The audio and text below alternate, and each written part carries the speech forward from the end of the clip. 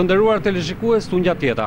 Në gjurmët e historisë së popullit shqiptar, sot ndodhemi këtu në sheshin Skënderbej, në kryeqytetin e Shqipërisë, por edhe të mbar shqiptarëve.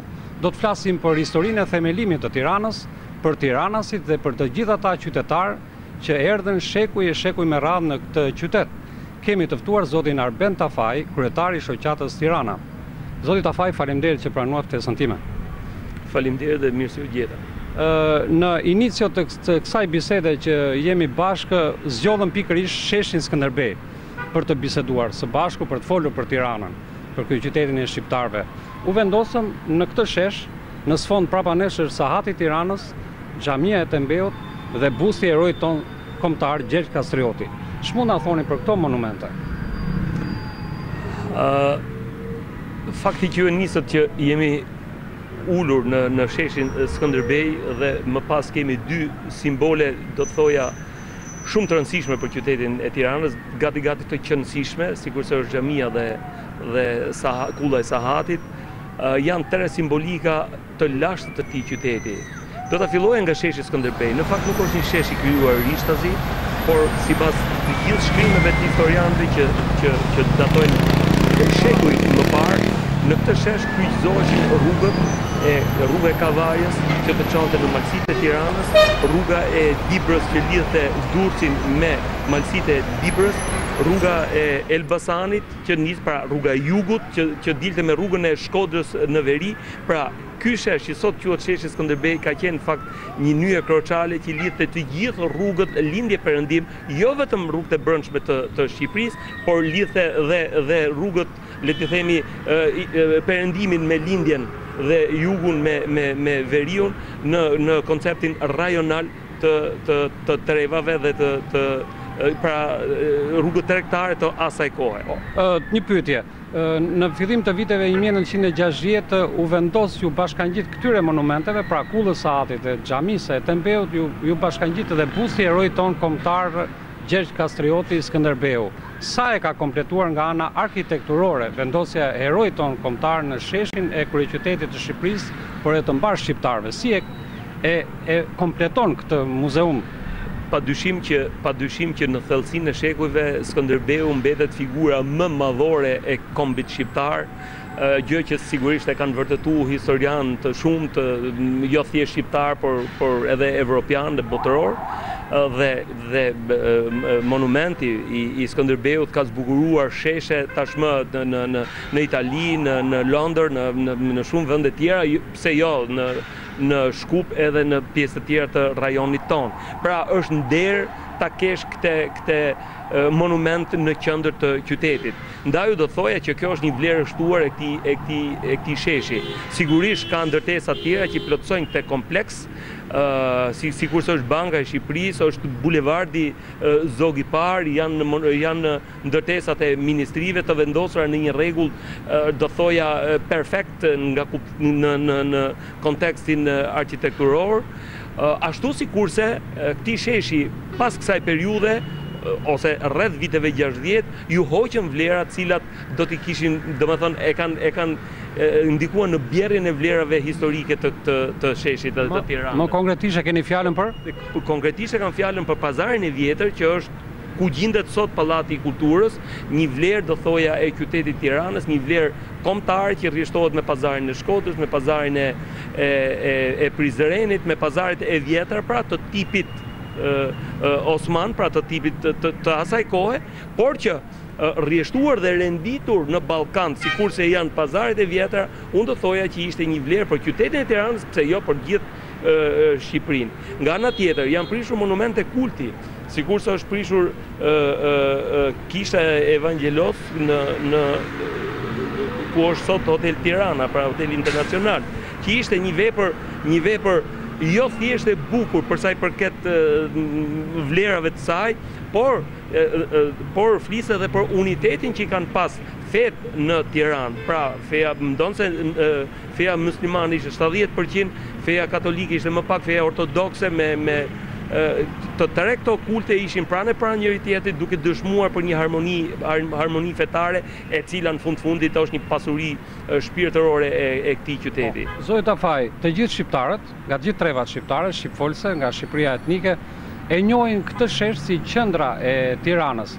Por të flasim pak më herët, 400 vjet kur nisi urbanizimi i Tiranës, kush ishin ndërtesat e para, objektet e kultit të para që u ngritën dhe a mund të themi se Tirana urbane ka qendrën diku disa metra më tutje, pra mund ta tregoni se si dhe kush e krijoi Tiranën urbane në fillimet e saj? Atëherë referuar historianëve, pra dhe librave të historisë, Tirana ka dy ngritje të qëndësishme si qendër, si qytet, si qendër kulturore. Së pari, në shekullin 3 dhe 4, kohën e Justinianit, kur treva pati qetësi, pati stabilitet, dhe mbas një periudhe, si rezultat e dyndjeve barbare, kjo tref përsëri u neutralizua, si thuash, duke dhe popullsia u ngjit përsëri në qytetet e lashta të kësaj treve, sikur se janë Petrela, Preza, Ndroqi, Tujani, Kështjella e Dajtit, pra sepse Tirana ka 13 kështjella që rrethojnë këtë zonë, pra të trevës vet. Më pas, në vitin 1600 u stabilizua përsëri treva. Pasi pushtimi Osman u krye në gjithë pjesën, le të themi, pra jo vetëm në shumë vende të Evropës, por edhe në skajin më të largët të perendorisë, sikur si ishte Shqipëria.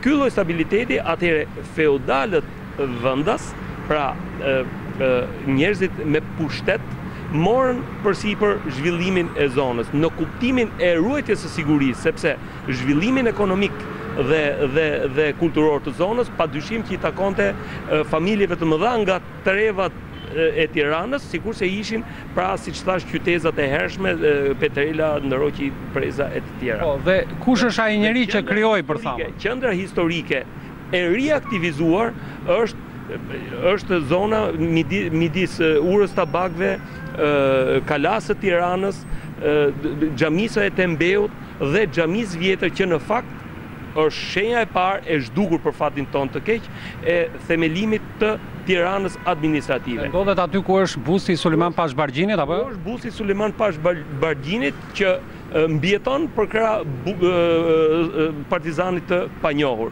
Pra janë dy shtatore, le të themi, të cilat janë në vendin ku dikur është ngulur guri themeltar i këtij qyteti administrativ. Së bashku me hamamin, hanin, pra dhe me një nukull, do të thoja, elementet kryesore të zhvillimit të jetës urbane.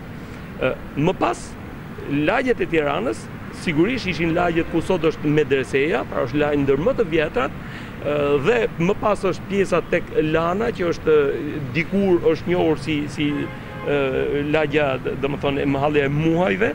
Dhe pastaj është zgjatur ku është sot Muzeu Historik Kombëtar dhe mëtej. Padyshim që ajo periudhë, 100 vitet e para, ishin vite të përthithjes demografike të Tiranës, pra përthithi banor të trevave përreth, familje cilat mbajnë edhe sot e kësaj dite mbiemrat e qyteteve historike nga ku kanë ardhur, apo të trevave, të fshatrave, të zonave, dhe sigurisht kanë përbëjnë ashtin qytetar të këtij qyteti. Ne sot kemi mbi 70 mbiemra që mbajnë, le të themi, janë mbiemrat e familjeve të cilët mbajnë mbiemrin e trevës nga kanë ardhur. Fjala vjen, kemi mbiemrin Petrela, mbiemrin Ndroqi, mbiemrin Preza, mbiemrin Vaqarri, mbiemra të tjerë, Fortuzi, Demneri e tjerë, domethënë që janë mbiemra të cilët mbas 300-400 vjetëve histori mbajnë përsëri të njëjtin mbiemër, që do thotë që ky qytet u zhvillua, pra u themelua dhe u zhvillua nga familjet e trevës dhe u sundua për 200 vjet, nga 1600 deri në fillim viteve 1800, nga Bargjinajt, pra që ishin sundimtar të zonës, pra ishin familje e cila vinë nga mbulleti i Tiranës, por që kishte sundimin e kësaj zone. Janë dy elementë shumë të rëndësishëm për të trajtuar historikisht hapat e parë të këtij qyteti. Pastaj, mbas viteve 1800, dihet konfliktet e normale të asaj kohe, ku sundimtarët kishin etje për të shtrirë sundimet e tyre, dhe më pas në Tiranë erdhën sundimtarët e krujës do thoja, cilët u vendosën sundimin e tyre dhe më tej vazhdoi zhvillimi i qytetit. Zoti Tafaj, një pyetje tjetër të hidhemi në aktualitet. Si e shikoni zhvillimin e Tiranës urbane momentalisht, por edhe disa dekada më parë dhe në të ardhmen? Pra, a i mungon Tiranës një zonë muzeale, a duhen mirë ruajtur shtëpit karakteristike Tiranës e rrugisat me kaldrëm, pra si e shikoni këtë dekada më parë, tani dhe në të ardhmen, imazhi juaj? Shiko, unë besoj se është tepër vonë për të kthyer kësaj nostalgjie, për t'ju kthyer kësaj memorie historike, për të ruajtur zona të caktuara në qytetin e Tiranës. Ajo që në fakt e ka dëmtuar më tepër këtë qytet është që edhe shtëpi 300-400 vjeçare që mbartnin vetvete historinë e këtij qyteti, kulturën e këtij qyteti, u prishën në sajt, domethënë të urbanizimit të ngritjes pallateve të larta të skajshëm të qytetit. Sot, për fatin e keq, ka pak grimca të kësaj historie aty këtu, duke filluar, le të themi, që nga civilizimi i parë i këtij qyteti, sikurse është mozaiku dhe kalaja e Tiranës, kaldrëmi i Kalas, që janë të viteve 300-400 të erës sonë, për të vazhduar tek ura e tabakve, tek xhamia e Tembeut, dhe që për fat xhamia e vjetër, pra xhamia e parë nuk ekziston sot, u prish dhe nuk ka ndërmend njëri ta rikuperojë. Ka disa objekte kultit, të cilat të ruhen, por që në fundit kemi arritur në atë deregje që duhet të krenohemi ose spaku duhet të mbajmë fort gjithë elementet kulturor të trashëgimisë së Terevës, duke futur këtu kalat e fshatrave për rreth, do themi edhe të komunave për rreth, dhe këto grimca të trashëgimisë të monumenteve që na ka njelur deri tani. Faleminderit. Zoti Tafaj, ju keni shumë vite që drejtoni shoqatën Tirana.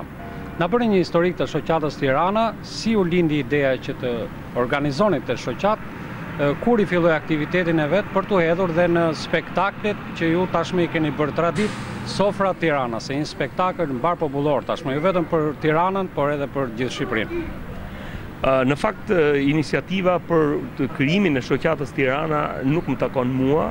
Unë jam drejtuesi i fundit, do thoja, si periudhë, por kanë qenë etrit themelues të kësaj shoqate, ishin burrat mendshëm të këtij qyteti, profesor, doktor në fushat e akademisë, njerëz me vizion, të cilët e kuptuan shumë shpejt se hapja e Shqipërisë drejt vlerave evropiane, pra drejt globalizimit kulturor, kishte sidomos dëshmëritë vet ruajtjen e tharmit të kulturës kombëtare. Dhe unë besoj që shoqata Tirana ndonë është ndër shoqatat e para të themeluar në vitet 91, funksionon krahas shoqatave të tjera të qyteteve, sigurisht janë të Dibrës apo të Durrësit, shoqatave të Shqipërisë Mesme, Elbasanit. Sa vjet mbush aktualisht shoqata Tirana nga krijimi i saj? Po domethënë 91-shi, 2014 bie 23-4 vjet. Por shoqata Tirana si karakteristikë të saj në veçorinë me shoqatat e tjera të qyteteve të tjera ka faktin se Tirana, duke qenë kryeqendër e gjithë shqiptarëve, ndeshet me një kulturë kozmopolite, do thoja, ku të ardhurit nga trevat të tjera padyshim kanë sjell grimca pjesëza të kulturës së tyre. Dhe është padyshim në nderin, në detyrimin e qytetarëve të Tiranës të mbajnë fort pjesën kulturore të ashtit të këtij qytetit, dhe pse jo, të jemi ne promotor të homogenizimit të vlerave të kulturës sonë kombëtare. Nuk është e kollajshme sot të shkosh të prezantohesh kudo qoftë në Evropë dhe do thuash jam nga Shqipëria dhe Tirana. Pra Shqipëria, Tirana. Ndaj, unë besoj që qytetarët e hershëm të këtij qyteti e kanë detyrim rritjen do me forcimin e punës për mbrojtjen e vlerave të qytetit të Tiranës. Zoti Tafaj, është bërë traditë tashmë nga ju personalisht, po dhe nga shoqata Tirana, që përfaqësoni spektakli Sofra Tiranase. komplimentat e mia që keni marrë sipërmarrje kaq të guximshme, sepse ti je producent në një spektakël të tillë nuk është e lehtë. Na thoni diçka nga kjo eksperiencë. Sa vite ka që ka filluar dhe si do vazhdojnë në të ardhmen këtë spektakël që tani është ndëruar në të përvitshëm? Unë do thoja që në radhë të parë, Shoqata Tirana ka disa linja kryesore të funksionimit të saj. Së pari ne, për të dalë tek sofra Tiranës, së pari ne kemi ndikuar në emërtimin dhe në riemërtimin e një pjesë të madhe të rrugëve për t'i çuar emrat e tyre në gjenezë, ashtu sikur se janë njohur në historinë e vet. Së dyti, Shoqata Tirana njihet për një kolan botimesh ku përmenden personalitetet e kësaj të reve që nga dokumentat e para të viteve 1850, ku janë intelektualët e parë, njerëz që kanë mbaruar shkollat e larta në atë periudhë e deri në 44-ën, kemi sportist, artist, muzikant, politikan, të gjithë të evidentuar, pra simas pozicion në kritere tërësisht të përcaktuara. Së treti, ne nuk kemi lënë kurrë pa evidentuar personalitetet të komunitetit ton, të cilët në vite pluri harresës i ka lënë, domethënë, jashtë vëmendjes. Dhe së fundmi, aktiviteti më kulmor, sikurse është sofra Tiranëse, sigurisht dhe më i ndjerë, më i prekshëm për gjithë qytetarët, jo vetëm Tiranës, por edhe të Shqipërisë, është një aktivitet i themeluar rreth 95-96-ës, ku kishte një trajt si thua më ndryshe, sepse u bë në sheshin Nën Tereza sot, dhe mbas vitit 2000-2001, ky mega koncert do të thoja mori një trajt më të formatuar, sikurse është sot që organizohet në sallën më të madhe të koncerteve, që është salla e kongreseve. Për një shoqatë të mbaj një koncert të kësaj natyre në sallën më të madhe, sigurisht është një sakrificë. Por, është pikërisht ky popull, janë pikërisht to resurse intelektuale, janë pikërisht to vlera njerëzore që Shoqatës Tirana ja lehtësojnë punën për të arritur, për ta organizuar vit pas viti, për ta kthyer tashmë në një institucion do thohet të këtij qyteti. Do mbetemi përsëri tek sofra Tirana, se më shuar në një këshëri, jo vetëm mua, por edhe teleshikuesve të emisionit Gjurmët. Sa kohë ju duhet juve faktike për të përgatitur një spektakël kaq madhor? Çfarë angazhimesh? Kohë, ditë, muaj, investim shoqëror etj. Shiko, ideja për sofrën pasardhëse lind sapo mbyllet spektakli. Domethënë, bashkë me analizën e punës, për të metat që konstatojmë ne, për mos arritjet që, domethënë, për atë çka kishim menduar të bënim dhe nuk arritëm ta bëjmë, që aty fillojnë sfidat për sofrën e ardhshme. Pra, koha është goxha e gjatë, pra mund të themi një vit mjafton për të bërë një spektakël të tillë. Por duhet përmendur që në atë spektakël ka një grup të specializuar njerëzish që merren me këtë punë. Pra, unë mund të them që skenaristi i sofrës Tiranës është Bedri Ali Mehmeti, një njeri që ka mbi 20 e sa libra të botuar, gazetar, publicist, poet, pra një njeri me vlera qytetar fisnik i qytetarisë tiranase. Drejtor artistik është Arben Lozi, zëvendës rektor i universitetit, është profesor me titull, zëvendës rektor i Universitetit të Arteve, pra njeri një vlerë e këtij qyteti, le të themi Kozeta Bakiu është personi që merret, është profesore njëkohësisht, por që merret me gjithë pjesën, me kurimin e baletit e këtyre. Është Erald Bakalli, përsëri edhe ky zëvendës rektor, profesor me titull që merret me pjesën e dekorit, pra me skenografinë e sofrës Tiranës. Dhe mbi të gjitha ty dhe të gjitha personalitete që ti na nderove, që i përmende, ju lidh pasioni, dashuria për këtë spektakël, për Tiranën, për shqiptarinë? Shiko, jo rastisht të janë Tiranas dhe familje të hershme të vjeta të këtij qyteti, janë deri, janë krenaria e këtij qyteti, jo rastisht. Jo rastisht janë pjesë e krijimtarisë, pra e këtij produkti kaq madhor që jep kjo shoqatë. Dhe padyshim, po mos ishte shpirti i tyre, po mos ishte dëshira për të kontribuar. Shiko, këto nuk mund ta mbledhë një shoqatë një kryetar. Domethënë unë ju falenderoj që ju më një atriboni mua, ndoshta edhe shumë të tjerë thonë Sofra Tiranë Arben Tafaj. Por po mos ishin këta njerëz, një kryetar nuk mund të bëjë dot asgjë. Dhe pikërisht është dëshira, është vullneti, është ndjesia e tyre për të shërbyer traditës, vlerave të këtij qyteti që çon jo vetëm këtë aktivitet, por shumë aktivitete. Unë mund t'ju them se një javë më parë ne organizuam natën e poezisë tiranase, ku recituan Nderi Kombit, Ershat Arbana, Ndriçim Xhepa, mjeshtër i madh, Xhemil Tagani, mjeshtër i skenës shqiptare, ku erdhën luajtën në piano profesore asociuar Silvana Skënderi, ku Eva Golemi, numri 1 i operës shqiptare, soprano, prima soprano, erdhi dhe performoi. Morën pjesë elita e këtij qyteti. Pse jo? Njerëz drejtues të katedrave të letërsisë dhe kontribues, do thoya, në jetën sociale, pse jo dhe shkencor. Pra, duhet them që këto aktivitete nuk mund bëhen kurrë si thjesht dhe me iniciativën apo me dëshirën qoftë një kryetari apo 2 vetëve apo qoftë 20 vetëve, por është pikërisht kjo tëref, e cila shpeshherë edhe e lën me një anë, shpeshherë edhe jo e vlerësuar siç duhet, di të nxjerrë në pa vlerat e veta.